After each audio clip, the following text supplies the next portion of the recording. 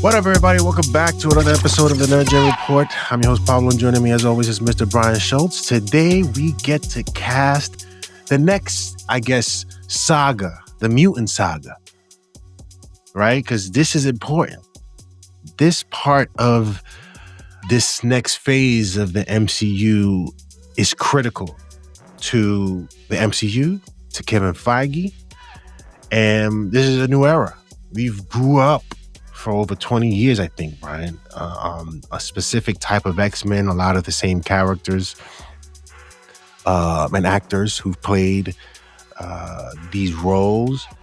So it's going to be interesting in terms of the choices that we've gone with to cast some of these characters. This is, I believe, probably a little bit opposite of what MCU people have in mind in terms of how young they want these characters to be. And as I told Brian before I hit record, I'm just reminded of X-Men Evolutions, that in that animated series, which I just totally did not like, and it was no X-Men the animated series on Fox. And so we went on a journey in trying to find the most, I think, appropriate actors to play these roles that I think would fit the bill.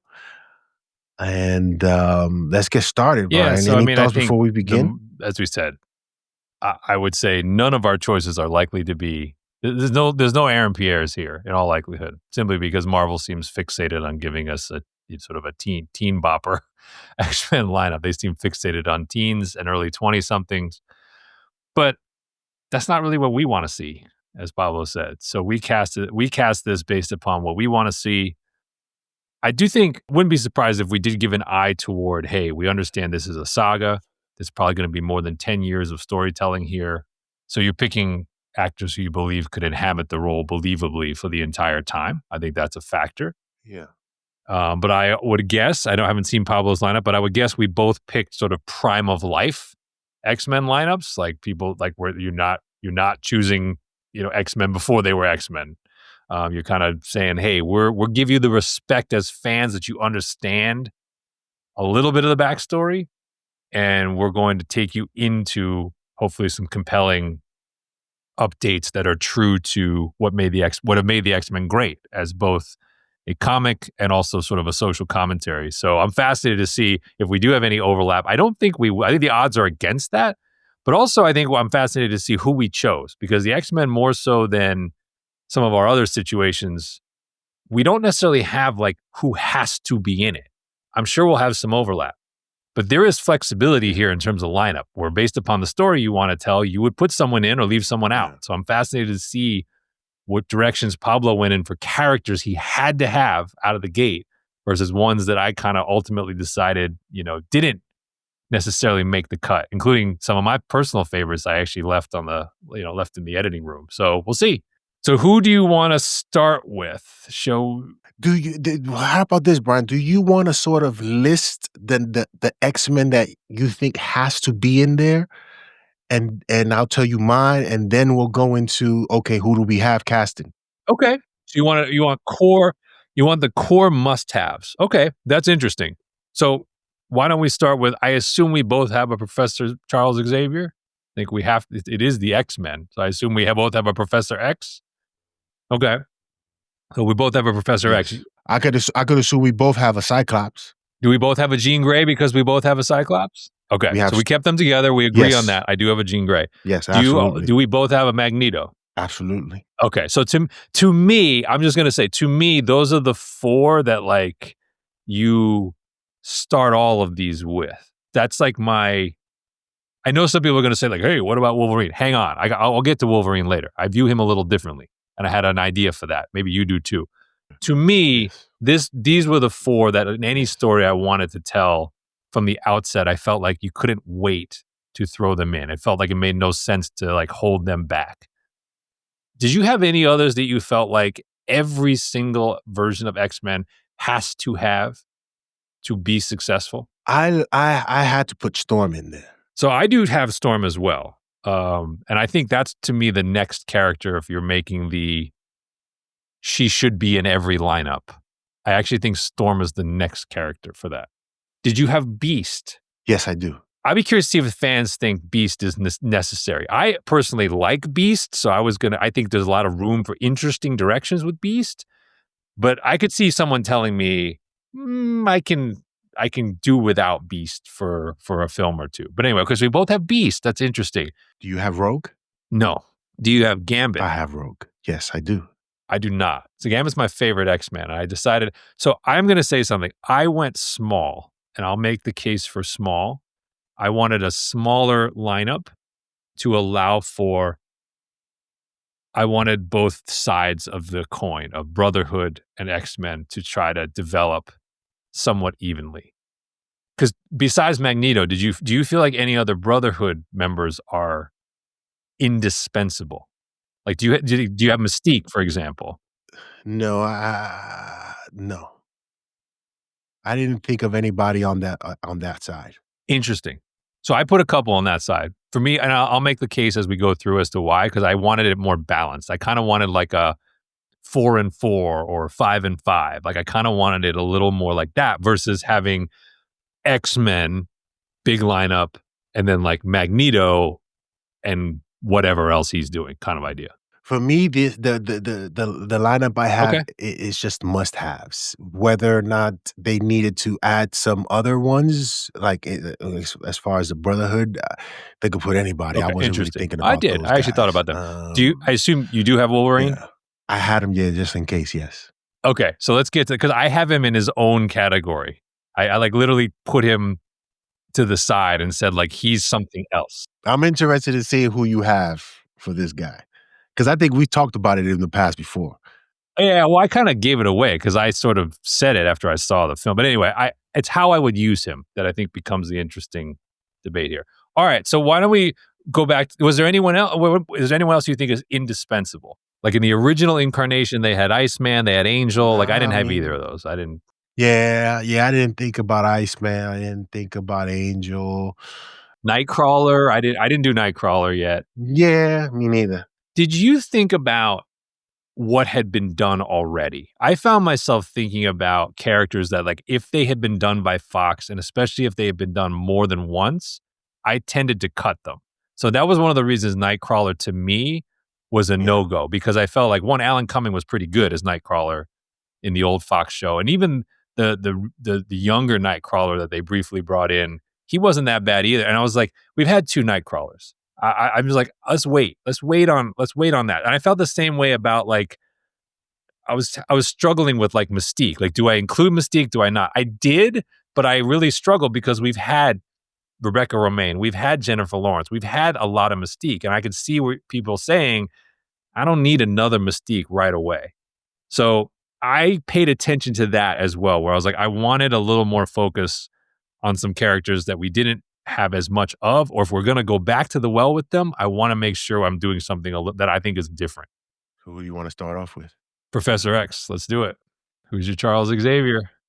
Ralph Fiennes. It's a great Ralph choice. Fiennes. Now you explain why, and explain why the age, because I think this is a really important like flow chart. Yes, because right now he's 62. I think he brings what he's brought to other roles before in the past, and I think visually he sort of can have that, because I'm looking at the relationship that he has with Cyclops, right? It's sort of like a father-son relationship, and I can see him sort of playing that mentor role, and that I can see him as Professor X, and he's a fine actor. I don't see a newcomer playing that role. I think you have to have somebody who's a vet and can pull that off. And Professor X is a character that cannot be, I would say, not feel like Professor X. And Ralph Fiennes,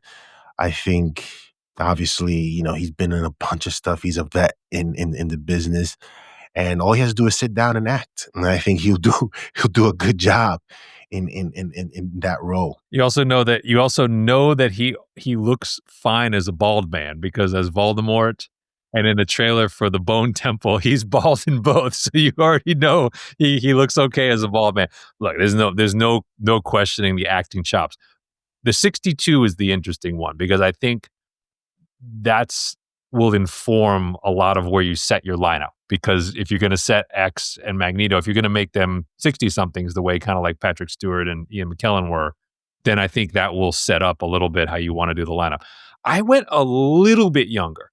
But I also felt like this is one where I felt, to me, the legacy of Stewart, who I think was great.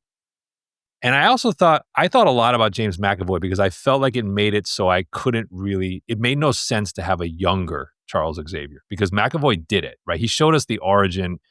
I think those are good movies. Yeah. And I think him as an actor, he does a very creditable job. So I kind of went in the middle. My pick for Charles Xavier is Wentworth Miller, who played Captain Cold on The Flash and was the lead of Prison Break. He's 53. Yes. So to me, that felt like the lane not taken for the age of Charles Xavier, somebody who is closer to his prime, but like a guy who also looks bald, is bald, basically. He always got his head shaved. I like the voice too. There's something about Charles Xavier's voice in the animated series that always I thought was a great choice. And Wentworth Miller has that rasping style of speech. So I just felt like a little bit younger, but not young. And that was to me, like, I was like, you know what? He's not a mega star, but I just looked at him and I've seen his other work and I was like, I can see it. I can see this as a certain time of life, Professor X. I like that. I like it a lot. Get Ray Fiennes. You got my attention. So that's the big catch. But I think both these guys could do it. Let's do Magneto because I feel like he'll be he's the foil for your Xavier before you get to your team. I had a couple of choices. I did too, but for some of these, I'll have a few choices. No, that's fine. I have a couple as well where it's like that. For Magneto, I have two. And this guy is not too much older than Wentworth Miller. Wentworth Miller is 53. The person I'm speaking of is 59, and the other one is 61. Mads Mikkelsen. To me, Magneto, he's just cannot argue. Perfection. I cannot argue with that. Mads Mikkelsen as Magneto is perfection. My other option was Jason Isaacs. He's a little bit more menacing. I like Mikkelsen better for this reason. So I know what you mean about Isaacs, the evil side of Magneto for sure.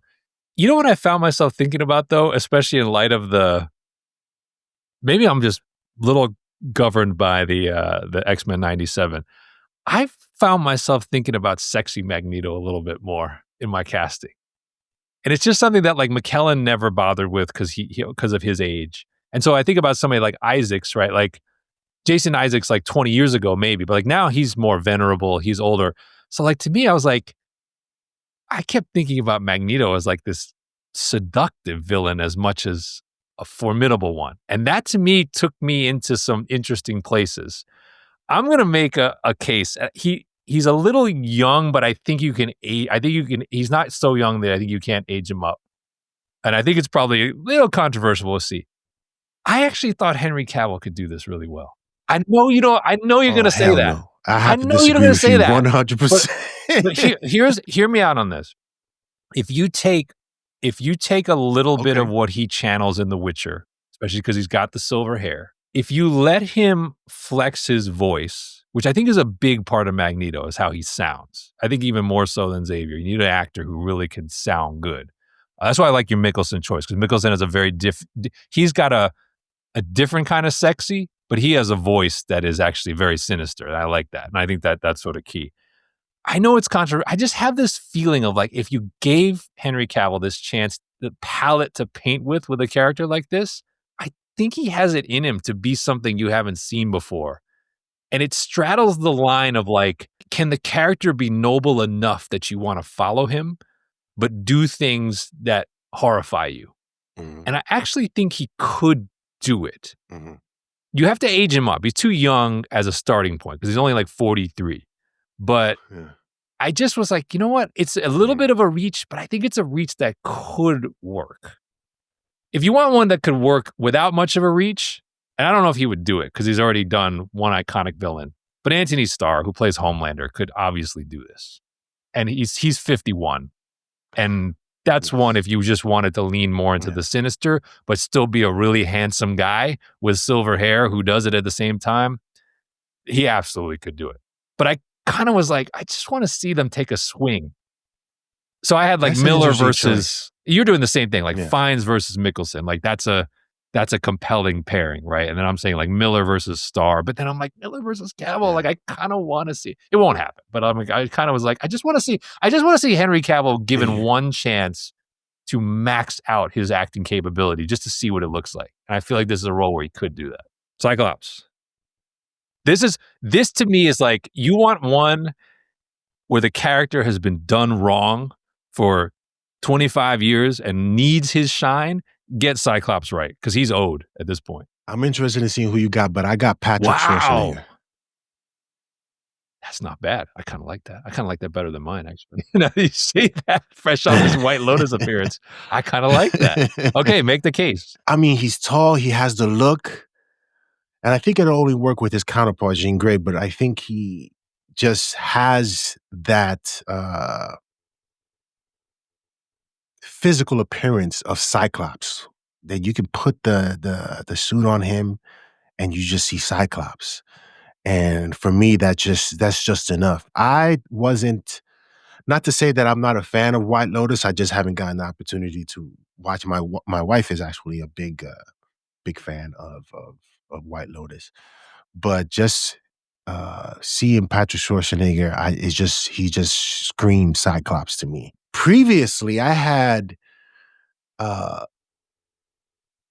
given the fact that the sort of age group that they're looking at, this particular choice that I had previously had for Cyclops would not have made the list, but Pablo Schreiber was one that I had thought about. Yeah, I think he's aged ago. out of that at this point. Yeah.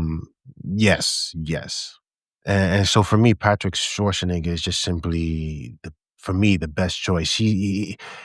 I mean, just all you gotta do is look at the guy, yo. So it's an interesting choice. And to be fair, my critique of Cyclops on the big screen has nothing to do with James Marsden or Ty Sheridan and everything to do with how the part's been written.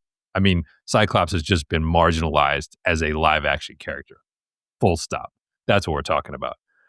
But I think you're right. I think even more so than Batman, how he looks in the visor matters a lot. Like, there are just certain actors with a head shape and a jaw shape where you're just like, nah, it's not going to happen. And like, if that's the case, you just can't go there, even if they have the chops to play the character. So yeah, that is definitely a binding constraint. So the guy that I thought I settled on, I had two, but one I kind of pushed to the side because he'll never do it, and I think his career's gone a different. There was a time when I thought Glenn Powell was perfect for this role. I think he's kind of passed it by. So I kind of left him off the list. I think he could do it, but I actually left him behind. The guy that I actually went with was Callum Turner. So Callum Turner's come up recently as a candidate for James Bond. I don't like him as James Bond. I do like him as Scott Summers, in part for the same reason you said. He has a great jawline. So if you put the visor, the way he moves his mouth to me like works as Cyclops. And there's something about the characters he plays. He rarely plays a truly clean-cut hero. It's always kind of like a tortured hero that he plays. And I think that's what you need in Scott Summers. Like, this is a guy who has a lot of nobility. He is a leader, but he goes through a lot. He goes through a lot. And so you need somebody who can live the pain with Jean, deal with all the garbage that happens inside the team at the mansion, be Professor X's protege, and then still be, a kick-ass hero in the field. And I think Turner at 35, 6'2". I got to be honest, I also thought of him similar to my X and Magneto. I thought of him very much in context of who I picked for Jean. I was like, okay, I'm not going to pick these two in a vacuum. I'm going to pick these two and they have to make sense together. So we'll see what I think. I'll see what you think when I say who my Jean is, but I think Callum Turner at 35 fits what we're looking for. I like your Schwarzenegger. I actually like that one better now that you say it. So, but that's who I had was Callum Turner for Cyclops. So you want to hear my Jean Grey? Yeah, let's do Jean next. She hasn't been in a lot of big stuff. She's been in Chicago Fire, The Strain, Dave, When Hope Calls. I don't know. I know Chicago Fire. I don't know The Strain, Dave, or When Hope Calls.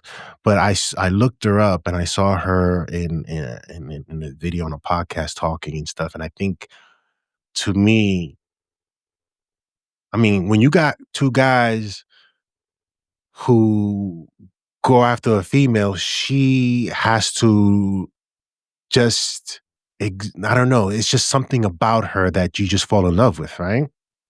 And these guys, Wolverine and Cyclops, can't, you know what I'm saying? They need to have Jean, they need to be with Jean. This is what I sort of did a search on. Because Jennifer Garner would have been my perfect Jean Grey back in the day. Visually, I could see it. Who, just out of curiosity, who would have been your Scott to Jennifer Garner's Jean? Because I think that matters. Again, Pablo Schreiber for me would have been a good call for me. I wasn't seeing anyone out there that could play that role. But if you look Jocelyn Hutton up and look at her, you can sort of possibly see that possibility of Jean Grey.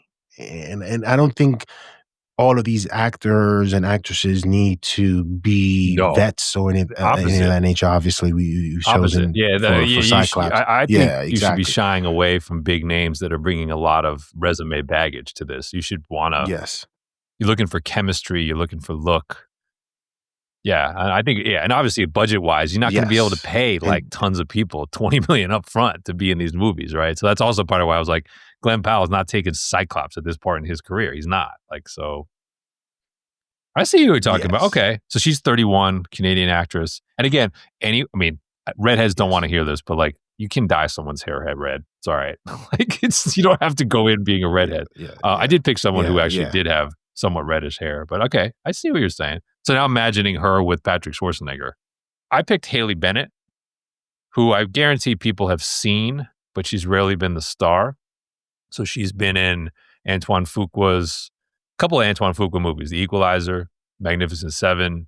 She was recently on an Apple TV series, The Last Frontier. But again, I'm thinking about her and Turner together. I always like Haley Bennett when she's on screen. She, again, has rarely been the star of something. But I think the two of them together make a couple that makes sense. And I think she's attractive enough, more than attractive enough to sort of get people excited within the X-verse, as we know will need to be the case. So that was my Jean Grey. Also in the sweet spot, I think age-wise, she's in her 30s. So again, I got my X's mid-50s. I've got Scott and Jean kind of about 20 years younger than that. That's sort of how I thought about that, and then kind of flowed from there. So, okay. Some good choices there. You want to do Beast, or you want to do Wolverine, or should we? Where do we want to deal with Wolverine? At the end. At the end. Okay, put him at the end. You can deal with him at the end. Beast. Okay. I have two choices. Dan Stevens. Oh, I know exactly who that is. Yeah. Yes. Okay. And again, I was just looking for that comparison because I think Kelsey Grammer is just perfect. He's just perfect. So I was looking for someone who has that sort of charisma, and because for me, Beast is Fox, the animated series, X-Men animated series. To me, he was the quintessential Beast. The number one thing to me is Beast's voice. The X-Men, when I started to go through it, I realized like how much the voices really matter. Like how the way they sound is important as the way they look. And it's like, if you can't sound the way I think Beast should sound, you're not going to be, because I can do stuff to you makeup wise, prosthetics wise. Yeah. I can't fix your voice. Who played Beast? Nicholas Hoult. That didn't work for me. He's better as Lex than he is a Beast, in part because he doesn't sound smart enough or kind of enough gravitas as Beast, whereas Kelsey Grammer is Professor Beast, man, and that's what it's supposed to be. Again, one of my favorite episodes of X-Men the Animated Series is when Beast fell in love with a female who was blind, and I think he found a cure for her and stuff like that. That was one of my favorite episodes of Beast. The other person I had in mind, and I don't know if it will work because of that same reason now that you talk of in terms of the voice, but who knows? Because we're talking, Dan Stevens is 42. This next person is 34, and we've seen him already in Sinners. Jack O'Connell. I think both could work. I think O'Connell could do it for sure. I would say the age of Beast is less relevant because the prosthetics and the makeup will hide what he looks like anyway. So I went in a different direction. And maybe I'm also throwing the nods here to like, okay, it is Hollywood, so gotta do it. I had Regé-Jean Page for Beast. I don't know where that came from. So I'll tell you exactly where it came from. Well, first off, like I said, to me, the appearance doesn't really matter because he's gonna be blue and made up anyway, right? So it doesn't really matter what he looks like. Correct. It's the scholarly nature of his voice. That's it. And if there's a clip, just pull up a clip of him in Dungeons and Dragons: Honor Among Thieves, where they're standing at the bridge and he's explaining to them all the stuff they need to do to cross the bridge. And just take that and say, can he translate that into a version of Beast? Because he sounds so educated and so like aristocratic and so above everything else. Yes, I saw him in Bridgerton and he was good. That to me, you could modify, play with, and turn into a Beast that I think would be compelling and would be fun to hear say fascinating at the right point in time. So that it's off the board. But again, I'm not looking at how he looks at all. I'm solely focused on the affect. Yes. And I think he could actually be a really interesting Yes. Beast. And age-wise, he is, for what it's worth, he is in that same sort of sweet spot that we're looking for. I'm not, now thinking about it, I'm not mad at that. Like you're looking for people who sound like a teacher. Like that's what you're looking for, a scientist and a teacher. That is what you're sound like. Everything else you can take care of, the physicality, and because like you don't think of Kelsey Grammer as like a great athlete, but he looks fine when they put him on the wires and he's in the makeup and in the Last Stand when he jumps in and goes crazy, he looks fine. It's fine. It sounds right. That's why it works. Yeah. Storm, okay. I got 3 choices. Yeah, this was hard. And the thing is, you already have your choice has been out there for a long time, so I didn't want to touch that. But it's a great nominee. So my first choice was DeWanda Wise. I think, to me, Storm has always had this exotic sort of look to her, and when she speaks, there's some sense of power in her tone, and DeWanda Wise to me is like the Black Elizabeth Taylor. I think she's beautiful. Wow. Okay. So DeWanda Wise is my first choice. My second choice is Jodie Turner-Smith. I hear you. Okay. So you saw her in Tron, Ares. And again, she just has that look, and I think she can play it beautifully. The last, and most likely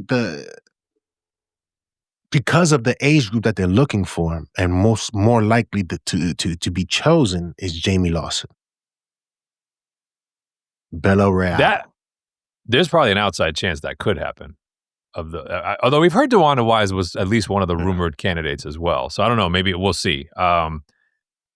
Jamie Lawson's hot right now, for sure. That's the other thing.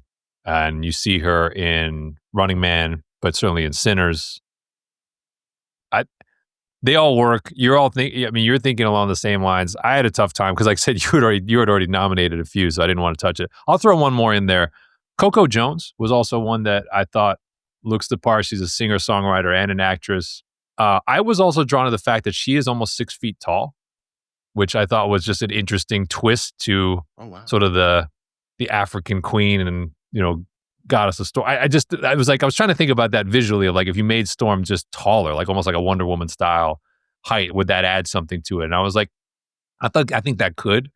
But I think we're all thinking along the same lines of when you look at who they've chosen to be Storm historically versus how Storm looks in the comics, and thankfully how X-Men 97 made her look in the most recent incarnation. There are certain things I think that you need to adhere to that are important and do matter, and the details matter. And so I hope that whoever they choose, they pay attention to that and they lean into. I want to, if we have a few minutes, talk a little bit about potential stories and what you could do. But I think, Storm struck me as a very interesting character where you could explore some of the comic roots of her and tie that into building a mutant saga in a way that really nobody's attempted in live action. No one's really paid attention to the way the comics has her origin story, what she comes to represent in Africa, why she joins the X-Men in the first place. Like none of that has actually been traversed. And I kind of think that's ripe for some good storytelling. So anyway, so you've got 3. I think of those 3, I probably would say Jamie Lawson would actually be the most. If I was betting on any one of our 4 to get chosen, I probably would say Jamie Lawson could get chosen.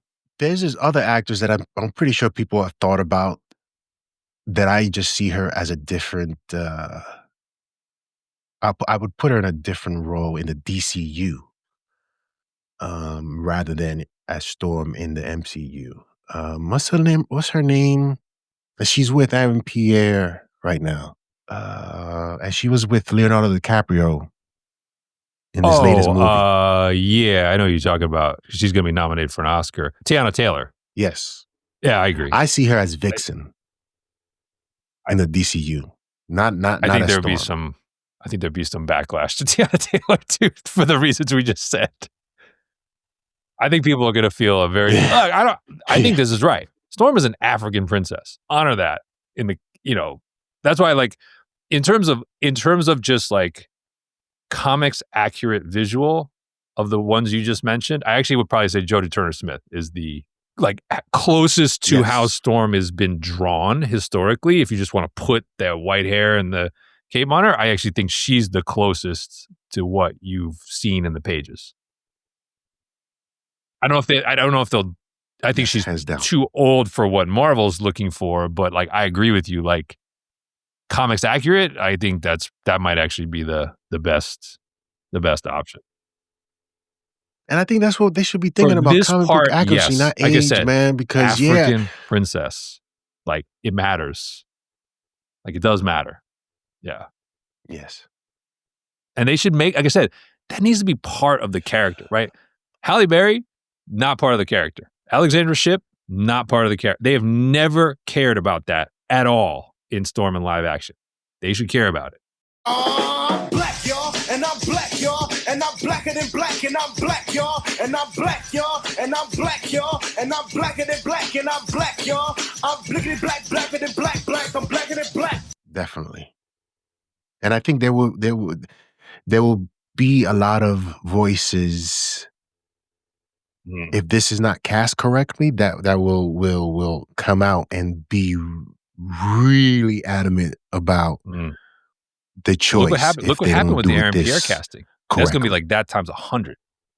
And like I didn't even think that was that big of a deal. Like Jon Stewart's an American soldier. That's one thing. This will be a much bigger deal if they kind of muck around with that. I think, so I've reached the end of my essential X-Men. If you want to give some of your other X-Men, maybe I'll give some of my Brotherhood, because you didn't do as much Brotherhood, right? So I can give a couple Brotherhood nominees just for storytelling. But why don't you go ahead, like who else? You said you had Rogue, you had Gambit. I can't wait to hear who you have for those parts. For Gambit, I mean, there's only one guy, man. Only one guy that I think will be perfection. And I saw it and I was like, damn, somebody beat me to it in terms of putting it out there. And I'm pretty sure people have been talking about it because it just makes more sense. And I think it's obvious to me. And I think once I mention the name, and perhaps I can even tell you, make a good guess as to who you think should play Gambit. I think you'd probably be right. Yeah, you're right. Austin Butler. The voice, right? And the look. Yeah, you're right. Yeah, you're right. He's perfect. He's perfect. He's perfect. He's got to be and suave. He has to woo Rogue. Max suave. Yes. With style, petite. Yes. With style. And I think he'd be perfect for it. He'd be perfect, yo. There's just no way around it. I mean, you got to obviously probably pay a few extra dollars to get him on board, but he'd be worth it, I think, for the story that you want to tell and the team you want to deliver. For Rogue, I had two choices, and one for me stood out the most, because to me, Rogue has to be a certain way. I don't think they really did a justice in the original X-Men. Well, that was just in fairness, that was one of those when we're talking about young X-Men, choosing a young Anna Paquin and making Rogue a kid just fundamentally changed, I think, what we were used to, right? Like Rogue is fully formed in the 90s show. I mean, it's funny because when I hear and see Rogue in the 90s show, I actually start searching in my mind for like what country singer can play her. Does that make sense? Just like the shtick and the right. It's not a kid role, but they made it a kid role with Anna Paquin. So yeah, Have you ever seen The Handmaid's Tale? yeah, of course, yes. Madeline Brewer. It's funny you say that because I actually thought about her for Jean as well. Didn't go that route, but I know exactly who that is. That's not a bad choice at all. Yeah, and she's a somebody. Yeah, she's a somebody. Yeah, I like her. Yes. The other choice, if that didn't go, would be Olivia Cook. Interesting. Ready Player One. She was in House of the Dragon, Ready Player One. She's still pretty young, right? So she would be a Horses. little bit younger. Isn't she still in her 20s? She's 31. Oh, wow. Okay. And Madeline Brewer is 32. But I think Madeline Brewer has just that look and that. I like that one better of the two. Madeline Brewer, right? Yeah. I will say, like, I desperately wanted to put Gambit in the first iteration. And the reason I actually left him out was because I was like, I want him to get his real due. And I felt like in building an initial story, there wasn't room for him to get that. But it's funny you did like, so to me, it was like, if you leave Gambit out, I think you should leave Rogue out, if that makes sense. Like you kind of look at the way the right, there's pieces of the team that you should be bringing in kind of at the same time. And I think like to have one without the other, like they did, like with Paquin, they attached her more to Wolverine and they left Gambit out. And I think that was a mistake like 25 years ago to do it that way. So I feel like now I was like, if I'm going to leave him out, then I'm going to leave her out as well. And so I chose to make Storm more, at least the way I conceptualized it. I wanted Storm more. I wanted her first. And then I'll bring Gambit. I'm thinking about the sequel, right? I'm thinking about the sequel. Like Gambit comes in as more of a main character. Rogue comes in as more of a main character in a later part of the story. But I like your picks though. Austin Butler did it. That would be. So before we get to Wolverine, let's hear some of the Brotherhood characters that you have chosen. With the Brotherhood, it's like there's so many iterations of the Brotherhood, right? So you can just go through and look at all these different characters they've chosen through the years. So one character I wanted, which they kind of bastardized in the Bryan Singer X-Men, but never really did for real, is I wanted Mastermind. So Mastermind was like almost like an answer to X, like manipulates, brainwashes, master of illusion. But I actually, for the purposes of this, there's two generations of Mastermind. There's the original one and then his daughter. I chose the daughter actually for this as almost a foil for Jean more than for X. And I had, because she already plays, maybe because she already plays a magician and a wizard really well, I actually had Anya Chalhotra, who is in The Witcher. She's sort of the female lead of The Witcher. Not the blonde. She's Henry Cavill's The Witcher's love interest. But I just felt like I wanted sort of like a mental match for X and Jean as part of my story, someone who else was messing with minds on the other side. Because I also felt like that could lead you to places where you could manipulate good characters and things like that. So that's why I chose that particular character. I will say, I'm not the biggest Juggernaut fan, like as a character, because I think he's kind of simplistic. I do get the family bond to Charles Xavier, which is sort of interesting. But if they did it, I nominated him for Baker Team, but I actually genuinely like him as an actor. Florian Montiano could absolutely be Juggernaut. I mean, he looks like Juggernaut in real life. Victor Drago from Creed 2. What's his? I mean, it's like I think he could do it. He looks like the part. He doesn't need to bulk up at all. Just throw the helmet on him. And he's a pretty good actor, actually. So if you're going to do Juggernaut, that's who I had. For Mystique, I have two, and it really depends on what direction you want to go if you're going to do it. I'm not sold Mystique has to be in this, but I do think there's two actresses I thought of who could really play her. So one is Elizabeth Debicki. I think would look great as Mystique in the blue makeup and the suit. You would know her from Tenet. You would know her as Princess Diana from The Crown. She's very tall, by the way. She's almost 6 feet tall in real life. And if you wanted to go a completely different direction, again, because Mystique is blue, right? Mystique doesn't really look like a traditional human in that sense. I also thought Janelle Monáe could do it. She's a little bit on the old. She's like 40, but she doesn't look 40. And again, if you wanted to go a different direction, if you wanted a little more, I think you could make her up and she could be interesting as a character. So either of those I think could work. And then I also threw in one other one randomly, which hasn't been done before at all, similar to Mastermind. So I had Avalanche on my list, which is like a random one from the comics, but a Greek villain who controls seismic energy. I was like, that sounds kind of cool. I'd love to see that in real life. I looked for a Greek actor to really do this. I couldn't really find a good one, so I settled on a British one. Theo James, who's a star of The Gentleman. He was in the Divergent series, but kind of looks Mediterranean more than he looks British. I thought could do a really nice villainous turn in this. So those were a couple of the Brotherhood that I threw out. And like I said, I was trying to stay away from Toad and Sabretooth and some of the people we had seen multiple times already in live action, trying to give you some new flavor in the lineup. So anyway, those are a few that I came up with on the Brotherhood side. Wolverine. I mean, I think we can both agree on the one guy that can do this role with no problem. Well, we talked about it, right? If it's the guy we're thinking of after Gladiator 2, was Paul Mescal. That was the guy that we both saw do in that role. We're like, hey, I can translate that. And he's shorter, he's stockier, which we want, I think, in this iteration. I would love to see them. Yes. And I think he could bring that savagery I love the voice. To the role. I love the kind of like the dark, brooding nature that he just naturally has. Saw the physicality in Gladiator 2, so he can do that. And I just think you want to take Wolverine in a very different direction than Hugh took it. And that's not a knock on Hugh. Hugh Jackman's going in the Hall of Fame. But I think you really want to set your own course. So why is he at the end? We had talked about whether you exclude him entirely. I agree with the poster who came on and said commercially Disney can't afford to do that. I agree. That's fair. I wanted to position Wolverine as the outsider. I wanted him more as what Batman is to the Justice League in the animated series, where he kind of affiliates, but he's not at the table all the time. He don't live at the mansion. I wanted him out there. Something specific has to bring him in. And it's like for certain missions, certain catalysts, Scott can roll his eye and be like, all right, yeah, we got to go talk to that guy.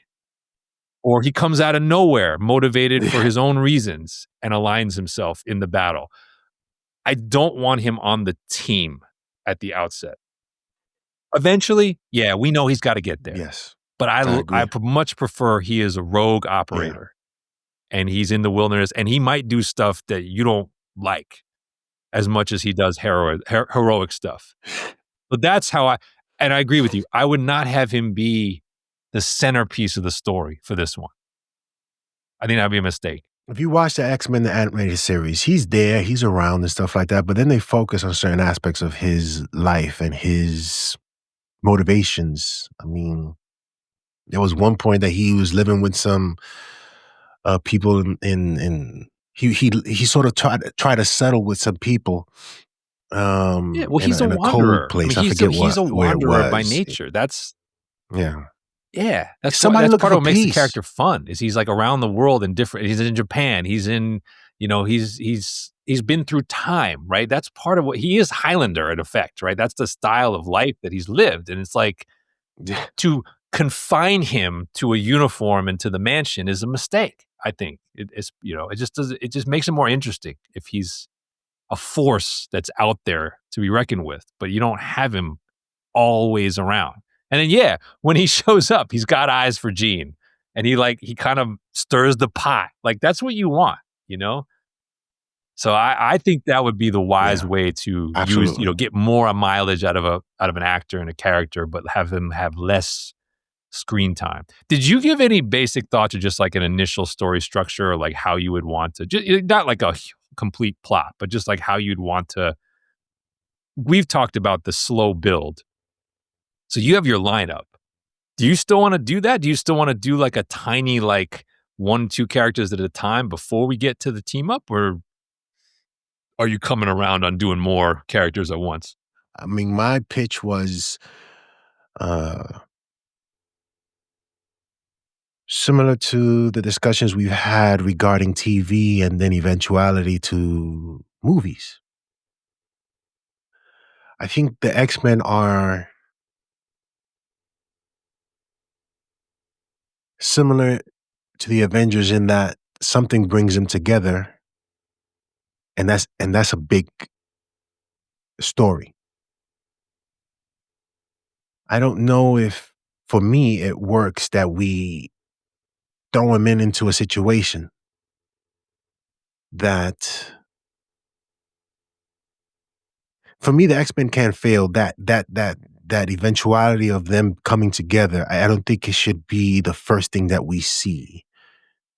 I think we've discussed certain avenues where, for example, if you wanted to do a Wolverine anthology series, that would be perfect to sort of us getting to know Wolverine, and that sort of leaves him outside of the X-Men. It's a difficult thing to pull off because we know the X-Men as a unit. So I'm not quite certain of the story they would need to tell in order for that to be the case or to make that happen. There's just a lot of careful thought in how you bring them together. And I think the X-Men as a film should be as big as the Avengers.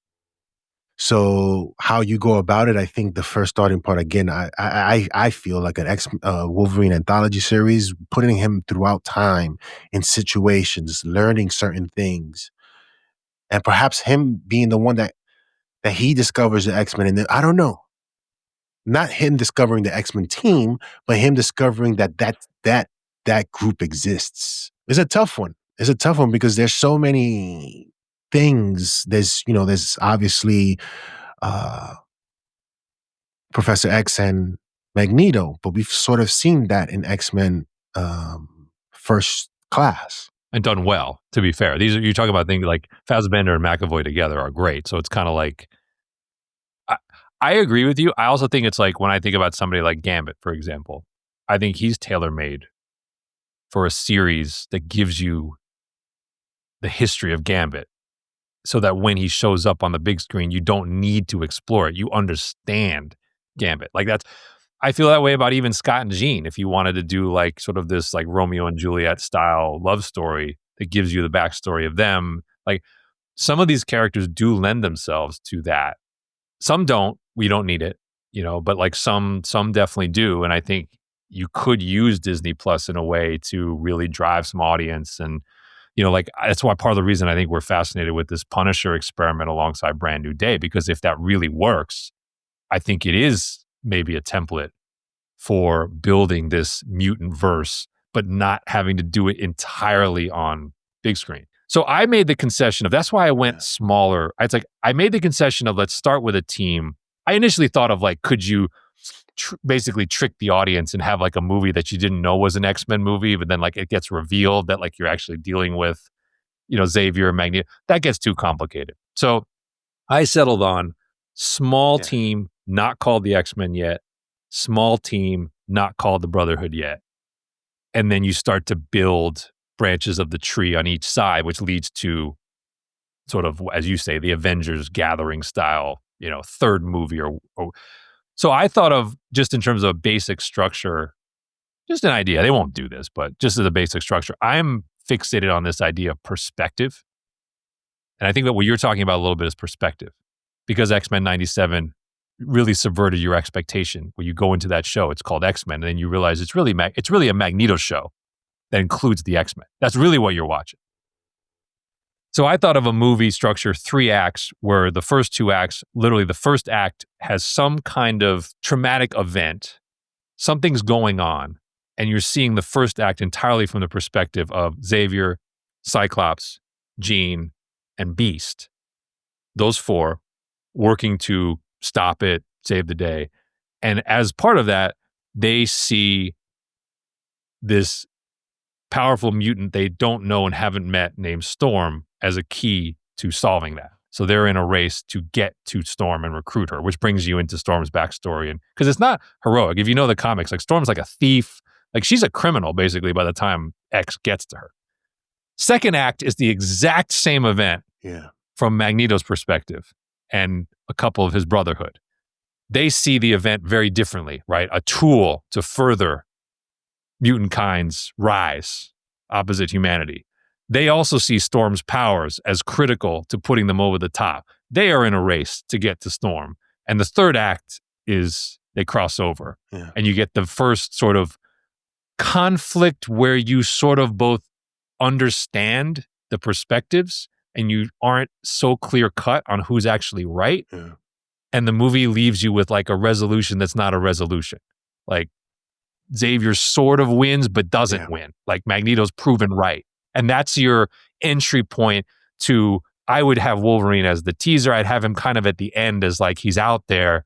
You have these Easter eggs of other characters that are out there, and that kicks off this sort of rivalry or shared universe. But I thought about it because I saw House of Dynamite on Netflix recently, which is not a terrific movie, but Catherine Bigelow is an interesting director, and she talks about basically the movie's about a nuclear strike on the U.S., but each act is the exact same 19 minutes from the perspective of 3 different groups of people trying to avert the detonation. And I just liked the idea of that for the X-Men, of like, you have a single point in time that you're converging to, but you're seeing it from the perspective of Xavier and his crew, Magneto and his crew. And so you have like sympathy for both when they come together.